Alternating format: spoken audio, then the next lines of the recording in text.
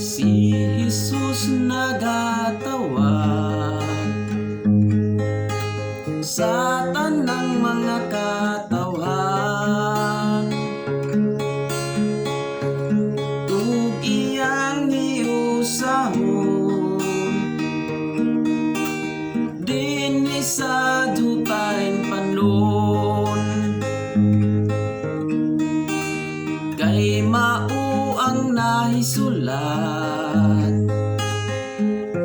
sa balaang Biblia, si Kristo ang Pangulo sa iglesia lawas ni Kristo.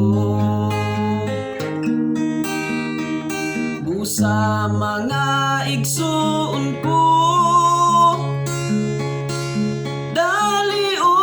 sakop na pakigiusan na karon sa iglesia nga luwason. Ayaw pagduha-duha ang pagtuo sa Biblia,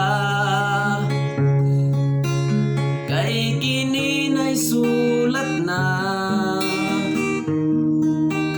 nga kita hugman niya. Busa mga igsoon ko,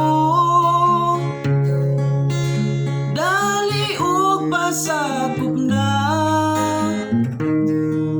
pakigiusa na karon sa iglesia nga luwason.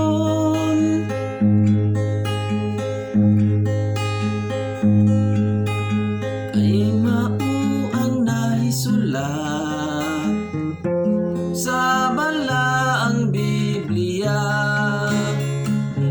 si Kristo ang Pangulo sa iglesia lawas ni Kristo, sa iglesia lawas ni Kristo.